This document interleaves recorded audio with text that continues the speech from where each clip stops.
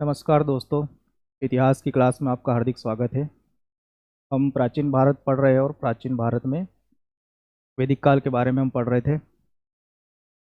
वैदिक काल में भी हम वैदिक साहित्य के बारे में पढ़ रहे थे, जिसमें हमने वेदों के बारे में पढ़ लिया था और उनके साथ में ये ब्राह्मण ग्रंथ कौन से हैं, आरण्यक कौन से हैं, उपनिषद कौन से हैं, ये भी हम देख चुके थे।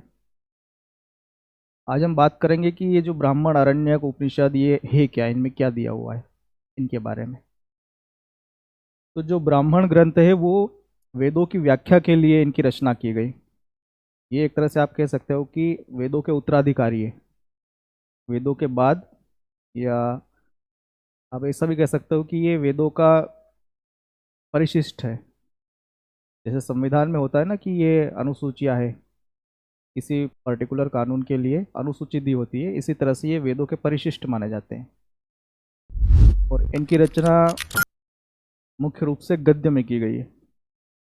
इनमें वेदों की ही जो बातें दी हुई है, वेदों में जो ऋचाएं दी हुई है, उनमें जो मंत्र स्तुतियां दी हुई है, इनकी सरल व्याख्या है इसमें। अब वेदों में हमने देखा है कि उनको संहिता कहा गया है और उसमें स्तुतियां दी गई है। ब्राह्मण ग्रंथों में विधियां दी गई है। चारों वेदों में अगर आप देखोगे तो उसमें स्तुतियां, ऋचाएं, श्लोक, इस तरह की चीजें दी हुई है। मुख्य रूप से प्रार्थनाएं हैं। ब्राह्मण ग्रंथों में विधियां दी हुई है, जैसे यज्ञ करना है तो उसकी विधि क्या है, ये ब्राह्मण में है। और हर एक वेद के लिए अलग अलग ब्राह्मण है, ये हम पिछली क्लास में देख चुके हैं। अगर आपने नहीं देखा है तो आप पहले वो क्लास देखिए, ताकि आपको ये ठीक से समझ में आएगा। वैदिक साहित्य में अगर आप देखोगे तो ऋग्वेद के बाद शतपथ ब्राह्मण को स्थान दिया गया है। ये ब्राह्मण ग्रंथों में सबसे महत्वपूर्ण ब्राह्मण ग्रंथ शतपथ ब्राह्मण है। इसका कई बार पूछा भी गया है। और ये जो शतपथ ब्राह्मण है, इसको लघु वेद भी कहा गया है। शतपथ ब्राह्मण के बाद अगर तैतरीय ब्राह्मण की बात करेंगे तो इसमें पंच महायज्ञ और ऋणों के बारे में बताया गया है। जो 3 ऋण होते हैं और पंच महायज्ञ होते हैं, ये पंच महायज्ञ और ऋण क्या होते हैं, ये हम सामाजिक व्यवस्था में देखेंगे, वैदिक काल की सामाजिक व्यवस्था में। ऐत्रेय ब्राह्मण में राज्याभिषेक के नियम, उसमें कुछ राजाओं के नाम भी दिए गए हैं, ये ऐत्रेय ब्राह्मण में व्यवस्था है। कौशिक की ब्राह्मण में रुद्र की महिमा का विशेष वर्णन मिलता है। कई बार ये पूछा जाता है, खासकर शिव के बारे में, कि इस शिव की उपासना का पहला उल्लेख कहाँ है, इनकी महिमा का वर्णन कहाँ गया है, कहाँ किया गया है, किस उपनिषद में शिव की पूजा का उल्लेख है। इस तरह से प्रश्न पूछे गए हैं। ब्राह्मण ग्रंथों के बाद आता है अरण्यक। और इसमें जो वैदिक मंत्र है, उनके गूढ़ रहस्यों का अर्थ बताया गया है। अरण्यक का अध्ययन एकांत में किया जाता था, और खासकर एकांत उस समय कहाँ माना जाता था, जंगलों में। जंगलों में गुरुओं के पास जाते थे और वहाँ पर एकांत में इनका अध्ययन किया जाता था। इनको जंगल में पढ़ा जाता था, इसलिए इनको जंगल का एक नाम अरण्य भी होता है। जैसे अगर आपने रामायण पढ़ी होगी तो उसमें एक अरण्य कांड आता है। अरण्य कांड का मतलब यही है कि इसमें राम के वनवास की जीवन के बारे में बताया गया है, जंगल के बारे में बताया गया है कि वन में उनका जीवन कैसा है। तो वन को अरण्य कहा जाता है। और ये जो ग्रंथ है, इनको जंगल में पढ़ा जाता था। जंगल यानी कि अरण्य, अरण्य में पढ़ा जाता था, इसलिए इनको अरण्य कहा गया है। वैदिक साहित्य में वेदों के बाद आता है आपका ब्राह्मण ग्रंथ,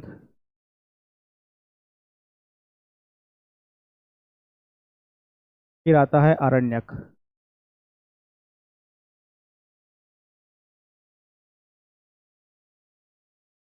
कुल 7 आरण्यक अभी उपलब्ध है, जैसे ऐत्रेय, शांखायन, तैत्तिरीय, मैत्रायणी, छांदोग्य, तल्वकार, बृहदारण्य, ये आरण्यक है। और इन आरण्यक से ही कुछ समय बाद उपनिषदों का विकास हुआ है। इन आरण्यक को ब्राह्मणों का परिशिष्ट माना जाता है। जैसे वेदों का परिशिष्ट ब्राह्मणों को माना गया है, तो ब्राह्मणों का परिशिष्ट आरण्यक को माना गया है। एक कठिन ग्रंथ को समझने के लिए दूसरे थोड़े सरल ग्रंथ की रचना हुई है, फिर इसकी कठिनाई को कम करने के लिए थोड़े और सरल ग्रंथों की रचना हुई है। इस तरह से आप कह सकते हो कि ये सार बनता जा रहा है। वेदों का सार ब्राह्मण में, ब्राह्मणों का सार आरण्यक में, आरण्यकों का सार फिर उपनिषद में आएगा। तो इस तरह से ब्राह्मणों का परिशिष्ट अरण्यक को माना जाता है, और इन अरण्यक से कालांतर में उपनिषदों का विकास हुआ है। अरण्यक को रहस्य भी कहा जाता है, क्योंकि ये हमने अभी देखा है ना कि ये मंत्रों के गूढ़ रहस्यों का अर्थ बताते हैं, इसलिए इनको रहस्य कहा गया है। आरण्यक के बाद आता है उपनिषद।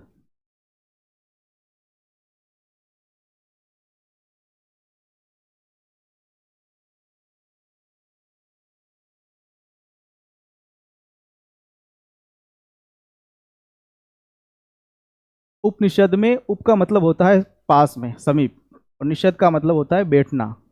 तो उपनिषद का अर्थ हो गया कि पास में बैठना, पास में बैठकर अध्ययन करना। उपनिषद में जो विद्या दी हुई है वो गुरु के पास बैठकर एकांत में सीखी जाती है। इसको ज्ञान मार्गी ग्रंथ भी कहा जाता है उपनिषदों को। और उपनिषद में वाकई में संसार का रहस्य या जो ज्ञान है उसका कोश है उपनिषद। क्योंकि आप अगर जितने भी आलोचक रहे हैं ग्रंथों के, ऐतिहासिक ग्रंथों के, वैदिक ग्रंथों के, धार्मिक ग्रंथों के या धर्म के आलोचक भी बहुत हुए हैं। उन्होंने हिंदू धर्म या सनातन धर्म या वैदिक धर्म का कितना भी विरोध किया हो, लेकिन अभी तक कोई भी ऐसा एक भी व्यक्ति नहीं है जिसने उपनिषद का विरोध किया हो या उपनिषद की किसी बात का विरोध किया हो। तो इसमें शुद्ध ज्ञान है, इसलिए इसको ज्ञान मार्गी रचना भी कहा जाता है। इसको गुरु के समीप बैठकर अध्ययन किया जाता है, इसलिए इसको उपनिषद कहा जाता है। उपनिषद में आत्मा, परमात्मा, जन्म, मरण, मोक्ष, पुनर्जन्म, इस तरह की विषयों पर इसमें चर्चा की गई है। रचना की अगर बात करें तो उपनिषदों की रचना काफ़ी लंबे समय तक होती रही है। वैसे तो देखा जाए तो अकबर के काल में भी इन्होंने बदमाशी करी और एक अल्लोपनिषद की रचना करवा दी अकबर ने, क्योंकि अकबर के चापलूस बहुत थे उस टाइम पे, खासकर अबुल फजल जैसे लोग उस टाइम पर भी। लेकिन इनको ये सब फालतू है जो बाद में रचे गए हैं। मुंडकोपनिषद में अगर आप देखोगे तो उपनिषदों की संख्या 108 है, लेकिन 108 उपलब्ध नहीं है। कुछ उपलब्ध नहीं है, कुछ को प्रमाणिक नहीं माना जाता है, जैसे कि अल्लोपनिषद। इसकी क्या प्रमाणिकता है? एक शासक की चापलूसी में लिख दिया गया है। लेकिन 12 उपनिषदों को प्रमाणिक माना जाता है। उपनिषद तो 108 है, लेकिन इनमें से 8 को प्रमाणिक माना जाता है, और इन 8 का अध्ययन सभी को करना चाहिए बिना किसी धार्मिक बंधन को देखते हुए। सभी को इसका अध्ययन करना चाहिए, क्योंकि इसमें धर्म जैसा तो कुछ है नहीं, शुद्ध ज्ञान है इसमें। 12 प्रमाणिक कौन कौन से है? तो इसमें कठोपनिषद है, ईशोपनिषद है, केन उपनिषद है, मुंडक उपनिषद, प्रश्नोपनिषद, मांडुक्य उपनिषद, तैतरीय, ऐतरेय, कौशितकी, छांदोग्य, श्वेताश्वर, बृहदारण्य, ये 12 उपनिषद प्रामाणिक माने जाते हैं। बाकी तो 108 उपनिषद है संख्या में। इनमें से 10 पर तो शंकराचार्य ने भी टीकाएं लिखी है। भारत का जो राष्ट्रीय आदर्श वाक्य है सत्यमेव जयते, ये मुंडकोपनिषद से लिया गया है। ये प्रश्न कई बार पूछा गया है कि सत्यमेव जयते कहाँ से लिया गया है, तो ये मुंडकोपनिषद से लिया गया है। उपनिषद में सबसे प्राचीन उपनिषद है छांदोग्य उपनिषद, और जो सबसे बाद का है वो मैत्रायणी है। जो प्रामाणिक माने जाते हैं इनकी बात कर रहे हैं, ये अल्लोपनिषद वगैरह इन फालतू चीज़ों की बात नहीं हो रही यहाँ। मांडुक्य उपनिषद सबसे छोटा है और सबसे बड़ा बृहदारण्य उपनिषद है। नाम से ही लग रहा है, बृहद मतलब सबसे बड़ा। इसके अलावा एक और आपने सूक्त सुना होगा, तमसो माँ ज्योतिर्गमय, अंधकार से प्रकाश की ओर ले चलो, ये बृहदारण्य में है। इसके अलावा आपने सुना होगा अतिथि देवो भव, सदा सत्य बोलो, ये तैतरीय उपनिषद में दिए हुए हैं। ये प्रश्न पूछा जाता है कि तमसो माँ ज्योतिर्गमय किस उपनिषद में है, या सत्यमेव जयते किस उपनिषद में है, अतिथि देवो भव किस उपनिषद में है। ये प्रश्न कई बार पूछे गए। इसके अलावा त्रिमूर्ति के बारे में सबसे पहले मैत्रायणी उपनिषद में दिया हुआ है। ये उपनिषद है। उपनिषदों की अगर बात करें तो इसके ज्ञान के बारे में कहा जाता है कि ये आपको, व्यक्ति को स्वयं को जानने का ज्ञान प्रदान करता है कि मैं कौन हूँ। जैसे इसमें दिया गया है ना, हम देखा है कि इसमें आत्मा, परमात्मा, ईश्वर, जन्म, मरण, पुनर्जन्म, मोक्ष, इस तरह की बातें की गई है। तो उपनिषद में ये बताया गया है कि इसमें व्यक्ति स्वयं को कैसे जान पाता है, स्वयं की खोज कैसे की जाती है। उपनिषद के ज्ञान के बारे में तो ये भी कहा जाता है कि व्यक्ति को ईश्वर की खोज करने की बजाय स्वयं की खोज करनी चाहिए। यदि व्यक्ति स्वयं की खोज करता है, जो व्यक्ति स्वयं की खोज के लिए निकलता है, कहा जाता है कि ईश्वर उसकी खोज करता है। इसका मतलब ये नहीं कि ईश्वर को नहीं पता है कि वो कहाँ है, मतलब कि अगर आप स्वयं को जानने के लिए निकलोगे तो ईश्वर स्वयं आपके पास आ जाएंगे। ये उपनिषद के ज्ञान के बारे में कहा जाता है। और अगर आप जैसे स्वामी विवेकानंद, इस तरह के लोगों को अगर देखोगे तो इनके ज्ञान का मुख्य आधार उपनिषद ही है। उपनिषद के बाद आते हैं वेदांग।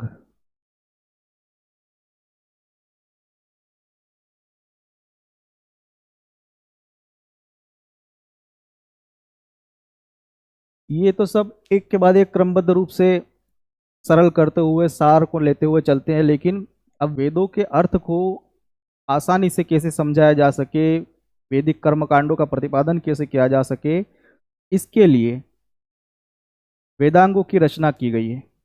मतलब ये है कि जो वेद है उन्हीं को समझने के लिए वेदांगों की रचना की गई है, और इनकी संख्या 6 है। शिक्षा, कल्प, व्याकरण, निरुक्त, छंद, ज्योतिष, ये वेदांग 6 वेदांग है, और इनके माध्यम से आप वेदों को समझ सकते हो। तो वेदों को अगर समझना है तो आपको पहले वेदांग समझ में आना जरूरी है। इनकी रचना गद्य में हुई है, सूत्र के रूप में लिखे गए हैं, और इनका वर्णन सबसे पहले मुंडकोपनिषद में मिलता है। 6 वेदांग कौन कौन से हैं, तो इनको हम देखते हैं क्रम से कौन कौन से। जैसे पहला है शिक्षा, कल्प, व्याकरण, निरुक्त, छंद, ज्योतिष।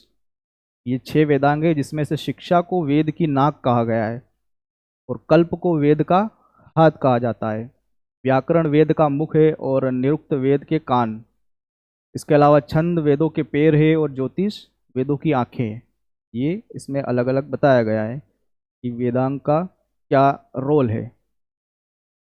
शिक्षा की अगर बात करें तो वैदिक स्वरों का शुद्ध उच्चारण करने के लिए शिक्षा का निर्माण हुआ है। इसको वेदों की नाक कहा जाता है। तो वैदिक स्वरों के शुद्ध उच्चारण की विधि शिक्षा में दी हुई है, और इसको वैदिक साहित्य या वैदिक शिक्षा के संबंधित प्राचीनतम साहित्य माना जाता है। इसको वैदिक शिक्षा का प्राचीनतम साहित्य। जो शिक्षा वेदांग है, इसकी रचना वामज्य ऋषि ने की है। ये प्रश्न भी कई बार पूछे जाते हैं कि इसकी रचना किसने करी है।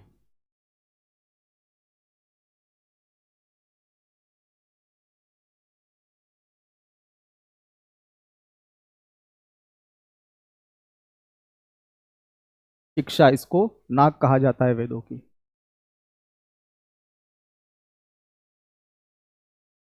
वामज्य ऋषि ने इसकी रचना की है। दूसरा आता है कल्प। कल्प की रचना गौतम ऋषि ने करी है, और इसको वेदों के हाथ कहा जाता है।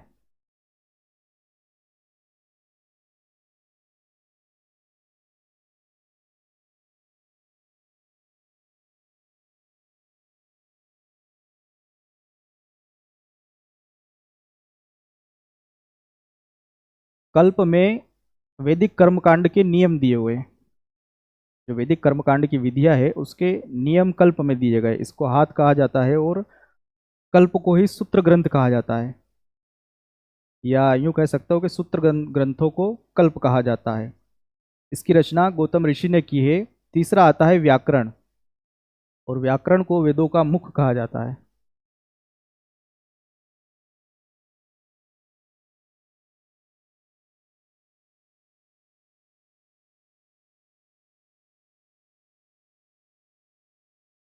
व्याकरण में भाषा के नियम दिए हुए हैं। इसकी रचना की अगर बात करेंगे कि व्याकरण की प्रमुख रचना, तो सबसे पहली इसमें प्रमुख रचना आती है 5वीं शताब्दी में अष्टाध्यायी, जिसकी रचना पाणिनि ऋषि करते हैं।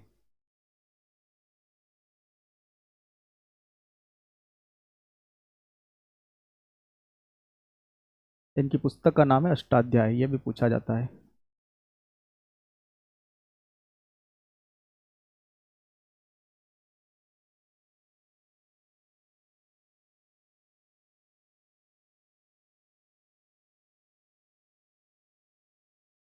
अष्टाध्याय इसको इसलिए बोलते हैं क्योंकि इसमें 8 अध्याय है, इसलिए इसका नाम अष्टाध्याय है। 8 अध्याय और 400 सूत्र है इसमें। इसमें व्याकरण के बारे में बताया गया है। इसके अलावा भी जैसे कात्यायन ने वर्तिका लिखी है। वार्तिका में क्या होता है कि इसमें संस्कृत में जो नए शब्द प्रयोग होते हैं उसके लिए वार्तिका का प्रयोग किया जाता है। ये कात्यायन ने लिखा है। जो अष्टाध्याय है इस पर पतंजलि ऋषि ने एक तरह से आप कह सकते हो कि टीका कह सकते हो आप, तो अष्टाध्यायी पर ही उन्होंने महाभाष्य नाम का एक ग्रंथ लिखा है पतंजलि ने। ये शुंग काल की बात है, लगभग दूसरी शताब्दी में। जब हम शुंग काल पढ़ेंगे तब इनके बारे में हम पढ़ेंगे विस्तार से। चौथा वेदांग आता है निरुक्त। निरुक्त को वेदों का कान कहा जाता है।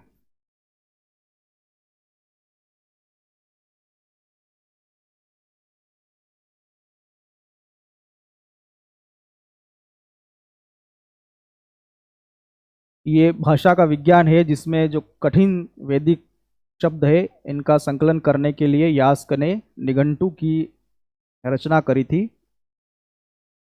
ये भी लगभग 5वीं शताब्दी ईसा पूर्व की बात है, और इसको भाषा शास्त्र का पहला ग्रंथ माना जाता है, जिसमें जो वैदिक शब्द है उनकी उत्पत्ति कैसे हुई इस पर विचार किया गया है। अगला वेदांग आता है छंद। छंद को वेदों का पैर कहा जाता है।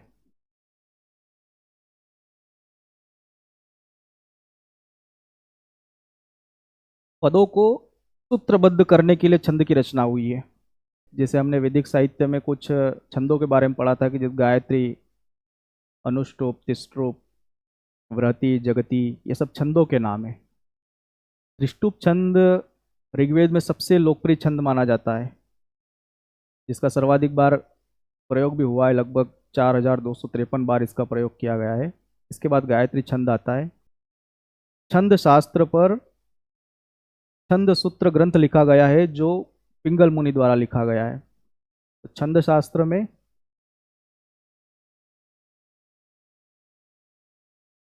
पिंगल मुनि द्वारा छंद सूत्र लिखा गया है। अगला वेदांग आता है ज्योतिष। इसको नेत्र कहा गया है।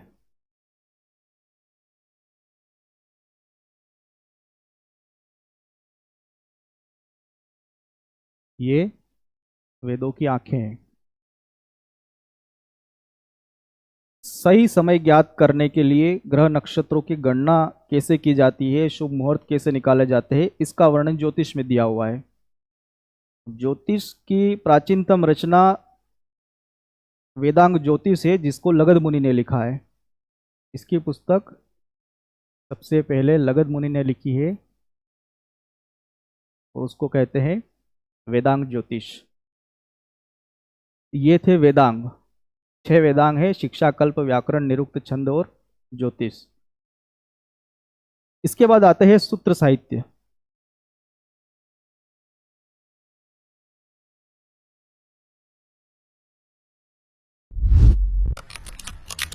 सूत्र जो होते हैं वो वैदिक साहित्य को स्थायी बनाए रखने के लिए सूत्र साहित्य की रचना हुई है। या यूं कह सकते हो कि वैदिक साहित्य को अक्षुण्ण बनाए रखने के लिए सूत्र साहित्य की रचना हुई है। सूत्र साहित्य मुख्य रूप से गद्य में है, और इन्हीं को हमने देखा है कल्प में कि कल्प को सूत्र साहित्य कहते हैं, या सूत्र साहित्य को कल्प सूत्र भी कहते हैं। और कल्प सूत्र में विधि और नियमों के बारे में बताया गया है। जैसे स्रोत सूत्र है, इसमें यज्ञ के नियम बताए गए हैं, राज्याभिषेक के अनुष्ठान कैसे होंगे, यज्ञ वेदी का निर्माण कैसे होगा, ये चीज़ें इसमें बताई गई स्रोत सूत्र में। जैसे यज्ञ वेदी का निर्माण वगैरह, ये चीज़ें नाप आदि के बारे में तो शल्व सूत्र में बताया गया है। शुल्व सूत्र, जिसको भारतीय गणित का जनक भी कहा जाता है। भारतीय रेखा गणित की शुरुआत शुल्व सूत्र से होती है। और इस शुल्व सूत्र की रचना के बारे में अगर बात की जाए तो इसका जो प्रतिपादक है वो बोधायन को माना जाता है, जिसमें रेखा गणित के नियम बताए गए हैं, और इन नियमों का प्रतिपादन बोधायन ने किया, इसलिए शल्व सूत्र का प्रतिपादक बोधायन को कहा जाता है। इससे भारतीय रेखा गणित ज्यामिति, इसकी शुरुआत शल्व सूत्र से ही मानी जाती है। दूसरा है इसमें ग्रह सूत्र। ग्रह सूत्र में नाम से पता चल रहा है कि यह घर से संबंधित है। गृहस्थ सूत्र में गृहस्थ के लौकिक परलौकिक कर्तव्य के बारे में बताया गया है। और इसके अलावा इसमें जात, कर्म, उपनयन, नामकरण, विवाह आदि के बारे में बताया गया है, जो सांसारिक चीज़ें खासकर गृहस्थों के लिए है, उसके बारे में इसमें बताया गया है। अगला है इसमें धर्म सूत्र। इसमें धार्मिक और सामाजिक कर्तव्य के बारे में बताया गया है। चारों वर्णों की स्थिति क्या है, उनके कर्तव्य क्या है, विशेषाधिकार क्या है, इसका वर्णन धर्म सूत्र में है। इन तीन मुख्य सूत्रों के अलावा कुछ प्रमुख धर्म सूत्र लिखे गए हैं, जैसे गौतम धर्म सूत्र, ये सबसे पुराना है। सबसे प्राचीन या सबसे पुराना धर्म सूत्र की अगर बात करें तो गौतम धर्म सूत्र है। अगला हम बौधायन धर्म सूत्र के बारे में देख ही चुके हैं, जिससे भारतीय गणित या ज्यामिति का विकास हुआ है। एक और है आपस्तब्ध धर्म सूत्र। इसके बारे में जो प्रश्न पूछा जाता है वो ये है कि इसकी रचना कहाँ हुई है। ये दक्षिण भारत में रचाया गया एकमात्र धर्म सूत्र है। कभी परीक्षा में ये पूछ ले कि किस धर्म सूत्र की रचना दक्षिण में हुई है या दक्षिण भारत में हुई है, तो आपस्तंभ।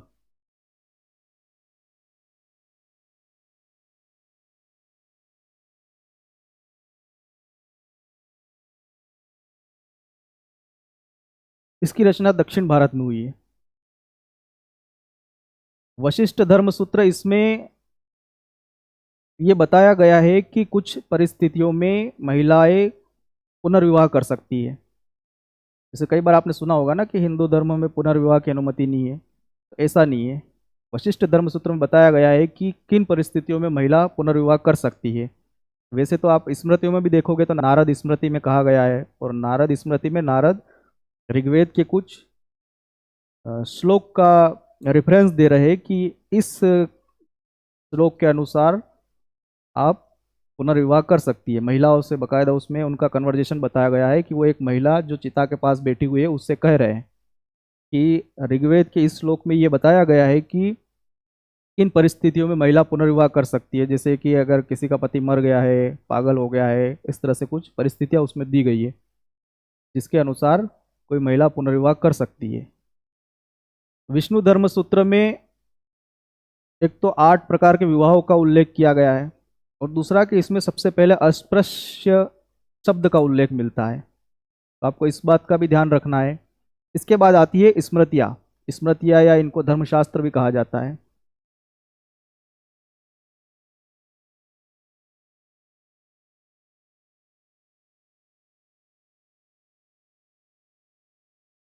इनकी रचना दूसरी शताब्दी ईसा पूर्व से लेकर के पूर्व मध्यकाल तक इनकी रचना चलती रही है कंटिन्यूस। स्मृतियाँ मतलब कि किसी व्यक्ति के याददाश्त, स्मृति मतलब याददाश्त होती है, तो उसके अनुसार उसकी रचना होती है, और इनका विकास धर्मसूत्र से हुआ है। इसलिए स्मृतियों को धर्मशास्त्र भी कहा गया है, क्योंकि धर्मसूत्र से इनका विकास हुआ है। कुछ प्रमुख स्मृतियाँ हैं, जैसे मनुस्मृति, याज्ञवल्क स्मृति, बृहस्पति स्मृति, कात्यायन स्मृति, नारद स्मृति, वशिष्ठ स्मृति, गौतम स्मृति, देवल स्मृति। नारद स्मृति के बारे में अभी हमने देखा है कि वो एक महिला को कह रहे हैं कि आप इन परिस्थितियों में पुनर्विवाह कर सकते हैं। देवल स्मृति ये सबसे बाद की है। इसमें जिन लोगों ने हिंदू धर्म छोड़कर इस्लाम धर्म अपना लिया था या किसी कारण से कन्वर्ट हो गए थे, उनको वापस हिंदू कैसे बनाया जा सके उससे रिलेटेड है ये। इन स्मृतियों पर टीकाएं भी लिखी गई है बहुत सारी, जिनको भाष्य कहते हैं। जैसे मनुस्मृति पर अगर आप देखोगे तो मेधातिथि, गोविंदाचार्य, रामचंद्र, कुल्लू भट्ट, ये बहुत सारी इसमें स्मृतियाँ लिखी गई है। मनुस्मृति है, इसको सबसे प्राचीन और प्रमाणिक माना जाता है, जिसकी रचना कहा जाता है कि शुंग काल में हुई है। इसमें 12 अध्याय है और लगभग 2500 श्लोक है मनुस्मृति में, और सबसे ज़्यादा विरोध भी मनुस्मृति का ही होता है। लोग कहते हैं कि मनुस्मृति में ये दिया हुआ है, मनुस्मृति में ऐसी व्यवस्था दी गई है। तो मनुस्मृति को आप यूँ समझिए कि ये उस समय की कानून व्यवस्था के बारे में स्मृति है कि समाज में किस तरह से कानून होना चाहिए। अब लोग उस समय की व्यवस्था के बारे में, शुंग काल की बात है ये, उस समय की व्यवस्था को लेकर अब बोलते हैं कि इसमें ये लिखा हुआ है, उसमें ये लिखा हुआ है। तो पहली चीज़ तो ये है कि मनुस्मृति में ही एक श्लोक लिखा हुआ है कि जो भी व्यवस्था वेदों के विरुद्ध है उन्हें स्वीकार नहीं किया जा सकता। तो अगर कोई व्यवस्था वेदों में दी हुई है और मनुस्मृति में ही अगर उसके विरुद्ध कुछ लिखा हुआ है, तो मनुस्मृति में ये भी लिखा हुआ है कि आप जो वेदों के विरुद्ध है उसको स्वीकार ना करें, तो सीधी सी बात है कि वो वेदों के विरुद्ध आचरण करने का की सलाह नहीं देती है। और उस समय की व्यवस्था के बारे में कहा जाता है कि ऐसी व्यवस्था होनी चाहिए, ऐसी व्यवस्था होनी चाहिए, ऐसी वर्ण व्यवस्था होनी चाहिए। तो वो तो उस समय की व्यवस्था है ना। जैसे कई बार क्या होता है कि अगर बात करें तो आज व्यवस्था चलती है संविधान से। तो संविधान में बहुत सारी व्यवस्थाएं ऐसी रहती है कि जो कुछ समय बाद उनको पलट बदल दिया जाता है। बहुत सारे कानून होते हैं जिनमें संशोधन होता है।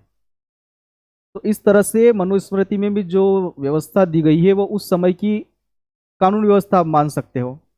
तो वो तो उस समय की कानून व्यवस्था थी ना। उस समय उन लोगों को जैसा अच्छा लगा उन्होंने उसको वैसा स्वीकार किया है। बाद में जैसा जो चीज़ें अप्रासंगिक होती गई उनको छोड़ते गए। ज़्यादातर जो मनुस्मृति का विरोध करते हैं वो मनुस्मृति उन्होंने पढ़ी नहीं है। वो बस मैंने कह दिया तो उनने मान लिया, उसने किसी और को कह दिया उसने मान लिया। अगर इनका कालक्रम देखें कि कौन सी स्मृति की रचना कब हुई है तो सबसे पहले मनुस्मृति की हुई है शुंग काल में, लगभग 200 ईसा पूर्व के आसपास इसकी रचना होती है। 200 ईसा पूर्व से 200 ईसा ईस्वी तक माना जाता है, इतने लंबे समय में इसकी रचना हुई है। इसके बाद आता है याज्ञवल्क स्मृति जो मौर्य काल की है, लगभग 1000 ईस्वी से लेकर 300 ईस्वी तक मौर्योत्तर काल की है ये। फिर अगर नारद स्मृति, पराशर स्मृति, कात्यायन स्मृति, बृहस्पति स्मृति, देवल स्मृति, इनकी अगर बात करें तो ये गुप्त काल की रचना है। लगभग 300 ईस्वी से लेकर 500 ईस्वी तक की बात है ये। इन ग्रंथों के अलावा आते हैं महाकाव्य, और दो प्रसिद्ध महाकाव्य है महाभारत और रामायण।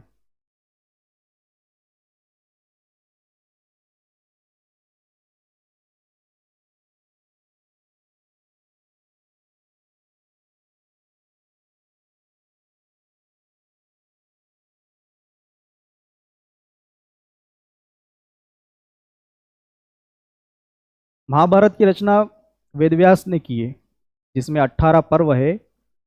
और प्रारंभ में तो इसमें 8800 श्लोक थे। शुरुआत में इसमें 8800 श्लोक थे, और उस समय इसका नाम जय संहिता था। बाद में फिर इसमें कुछ मसाला ऐड किया लोगों ने, विद्वानों ने, तो लगभग 24,000 श्लोक हो गए। और 24,000 श्लोक होने के बाद इसका नाम हो गया भारत। और गुप्त काल आते आते इसमें 1 लाख श्लोक हो गए, और 1 लाख श्लोक होने के बाद इसको महाभारत कहा गया है। महाभारत या सत साहस्त्री संहिता का ये भी नाम कहा जाता है। और महाभारत में ही छठे पर्व में, जिसको भीष्म पर्व कहा जाता है, इसमें भगवत गीता का वर्णन है। जो कृष्ण भगवान सुनाते हैं अर्जुन को, वो वाली भगवत गीता। शांति पर्व महाभारत का सबसे बड़ा पर्व है। इसके बाद आती है रामायण। तो रामायण की रचना वाल्मीकि ऋषि ने की है, और इसकी रचना के बारे में कहा जाता है कि ये लगभग ईसा पूर्व 5वीं सदी में इसकी रचना हुई है। रामायण में लगभग 24,000 श्लोक है, इसलिए इसको चतुर्विशति शास्त्री कहा जाता है। चतुर्विशति शास्त्री संहिता ये रामायण के लिए कहा जाता है, और महाभारत के लिए कहा जाता है सत शास्त्री संहिता। इस बात का ध्यान रखना है, थोड़ा सा डिफरेंस है।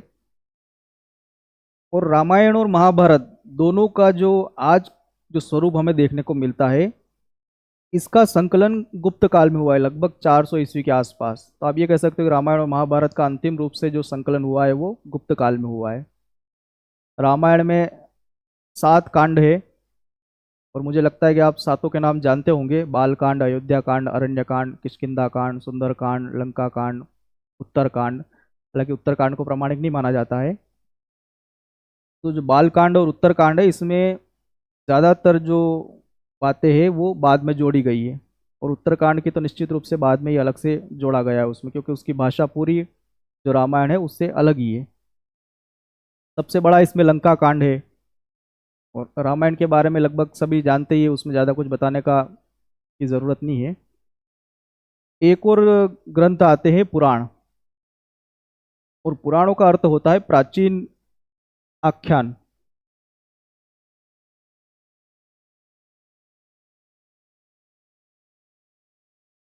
जब कोई पूजा करते हैं तो पंडित कहते हैं ना वेदोक्त पुराणोक्त, ये वही वाले पुराण है। इनमें से कुछ में तो राजाओं के बारे में भी बताया गया है, राजाओं की वंशावलियों के बारे में भी कहा गया है।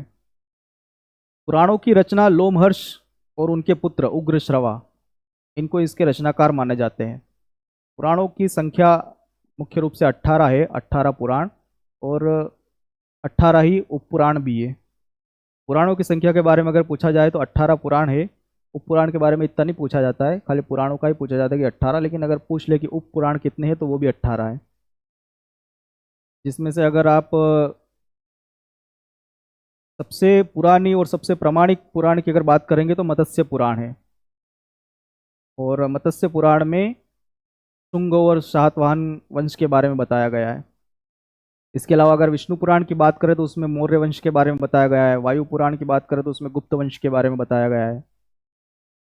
और विष्णु पुराण में भारत भूमि के बारे में वर्णन किया गया है कि जो समुद्र के उत्तर में है और हिमालय के दक्षिण में स्थित है, वह देश भारत है और वहाँ की संतान भारती है। ये विष्णु पुराण में कहा गया है। और विष्णु पुराण में ही ब्रह्मांड, भूगोल, ज्योतिष, खगोल शास्त्र, व्याकरण, चिकित्सा, राजनीति, चित्रकला, नृत्य, संगीत, इनके बारे में भी अध्ययन किया गया है, बताया गया है इसमें भी।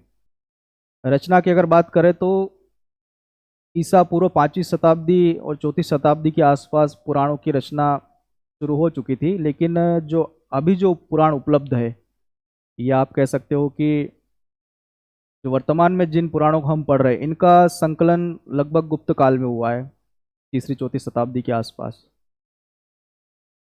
और कहा जाता है कि महाभारत के युद्ध के बाद जो शासक हुए हैं उनके बारे में जानकारी पुराणों में दी गई है। एक प्रसिद्ध वाक्य आपने सुना होगा, सुख जननी जन्मभूमि स्वर्गादपि गरीयसी। इसका मतलब होता है कि जननी और जन्मभूमि यानी कि माता और मातृभूमि ये स्वर्ग से भी श्रेष्ठ है। इसका उल्लेख भागवत पुराण में किया गया है। ये वाक्य, अगर आप इस वाक्य को देखोगे कि जननी जन्मभूमि स्वर्ग से भी श्रेष्ठ है, ये वाक्य किन लोगों का दिया हुआ है? ये आर्यों का है। और इन आर्यों के बारे में कहा जाता है, कथित इतिहासकार अपने अपने व्यू देते हैं कि इन्होंने ये बाहर से आए हैं। तो जो व्यक्ति अपनी जन्मभूमि को स्वर्ग से श्रेष्ठ कर रहा है, वो बाहर से आकर के यहाँ निवास कैसे कर सकता है? ये कुछ ऐसा सुप्त है उस समय के, क्योंकि बाकी तो कुछ साक्ष्य इतने अवेलेबल है नहीं, इतने पुराने ग्रंथों को ही इस समय के समाज के बारे में जानना हो तो ग्रंथ ही प्रमाण के रूप में मिलते हैं। तो ये जो सूक्त है कि जननी और जन्मभूमि स्वर्ग से ही श्रेष्ठ है, इसके आधार पर यह माना जाता है कि आर्य यहीं के थे, क्योंकि वो जननी और जन्मभूमि को स्वर्ग से भी श्रेष्ठ मान रहे, मतलब कि वो अपनी जन्मभूमि को छोड़कर नहीं जा सकते। इसलिए कुछ इतिहासकार और कुछ विद्वान मानते हैं कि आर्य यहीं के थे। ये था वैदिक साहित्य के बारे में, सामान्य जानकारी हमने इसमें प्राप्त करी है। वैदिक काल का और उत्तर वैदिक काल का समाज कैसा था, उस समय की व्यवस्था कैसी थी, उसमें हम पढ़ेंगे तो वहाँ पर जिस जिस ग्रंथ का रेफरेंस आएगा उसके बारे में हम थोड़ा सा वहाँ पर भी देखेंगे। ये वैदिक ग्रंथों के बारे में और वैदिक काल के ग्रंथों के बारे में एक सामान्य परिचय था। तो आशा करता हूँ कि आपको ये समझ में आया होगा। मिलते हैं अगली क्लास में, तब तक अपना ध्यान रखिए। हमारे साथ बने रहने के लिए धन्यवाद।